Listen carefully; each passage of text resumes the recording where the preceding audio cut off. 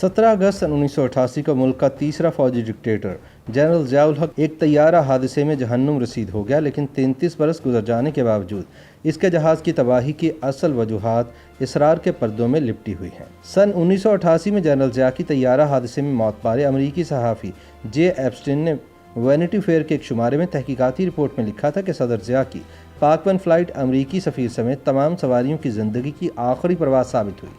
बहावलपुर की बस्ती लाल कमाल के वासियों ने देखा कि पाक 1 फ्लाइट फ़िज़ा में हिचकोले खा रही है। कुछ ही लम्हों में तैयारा सीधा ज़मीन की समत आकर रेत में धंस गया, जिसके बाद एक धमाका हुआ और ईंधन के जलने के सबब आग के गोले में तब्दील हो गया। यूं पाकिस्तान पर सबसे तवील अरसे तक हुक्मरानी करने वाला फौजी आमिर ज़ियाउल हक भी जलकर भस्म हो गया।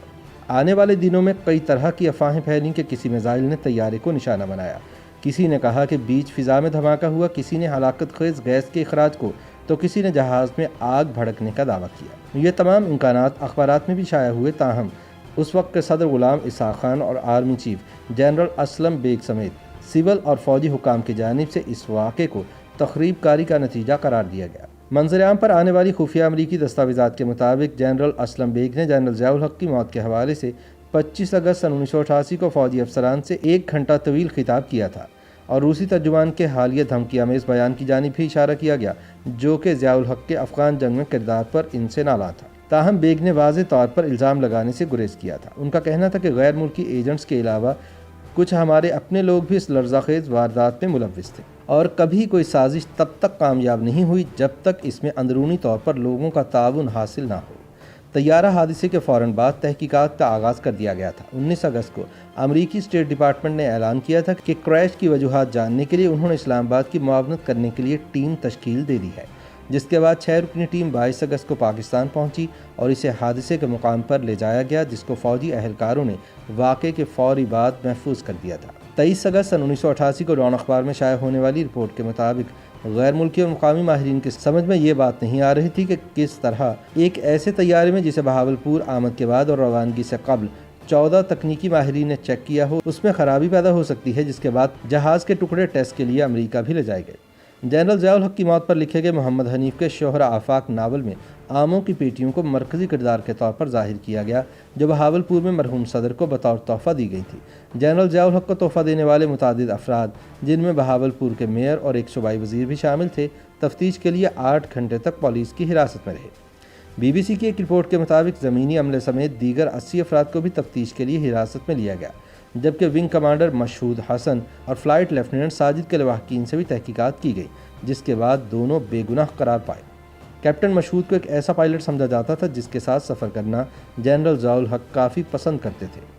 365 सफ़ात पर मुश्तमिल इस तैयारा हादसे की सुर्ख जिल्द वाली तकनीकी रिपोर्ट काबीना के इजलास में 16 अक्टूबर सन 1988 को सदर गुलाम इसहाक खान के सामने पेश की गई। ये air commodore Abbas H Mirza की सरबराही में बोर्ड ऑफ इंक्वायरी ने तैयार की थी और इसमें ग्रुप कैप्टन सबाहत अली खान और ग्रुप कैप्टन ज़हीरुल हसन ज़ैदी और अमरीकी तकनीकी और हवाबाजी माहिरीन की एक टीम भी शामिल थी। रिपोर्ट के मुताबिक मलबे के जायजे से वाज़ेह हुआ कि तैयारा हवा में बिखरा नहीं था, इसे किसी मिसाइल से निशाना नहीं बनाया गया था और ना ही तैयारे के अंदर आग लगी थी।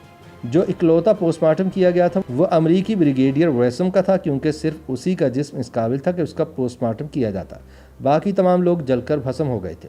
अमरीकी ब्रिगेडियर की सांस की नाली में कोई राख या कार्बन के ज़रात बरामद नहीं हुए, जिसका मतलब था कि वह तैयारा गिरने से लगने वाली आग से पहले ही हलाक हो चुका था।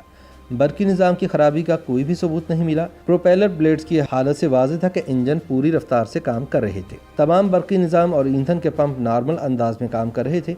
मैकेनिकल नाकामी का इम्कान भी ज़ेर गौर आया, मगर C-130 में एक दूसरे से अलहदा काम करने वाले 2 हाइड्रोलिक सिस्टम थे और दोनों ही क्रैश के वक्त बिल्कुल दुरुस्त काम कर रहे थे। मुख्तसरन ये एक ऐसी तर्ज का तैयारा था जिसे इंतहाई काबिल एतमाद घोड़ा तस्वुर किया जाता है और ये एक साफ़ मौसम वाले दिन तवक्कुआत के ऐन मुताबिक काम कर रहा था, मगर नाकाबिल तौजीह अंदाज में आसमान से नीचे आ गिरा था। जहाज़ के मलबे का कीमियाई तज्जिया जब Pakistan institute of nuclear sciences and technology Islamabad में किया गया तो इसमें तैयारे के लिए अजनबी केमिकल्स गैर मामूली मिकदार में पाए गए। मिसाल के तौर पर इसमें एक धमाका खेज़ केमिकल की बड़ी मिकदार पाई गई, जो तब से अब तक कई दहशतगर्द हमलों में इस्तेमाल हो चुका है, बशमूल 2 ऐसे हमलों के जिनका मकसद किसी न किसी तैयारे को गिराना था।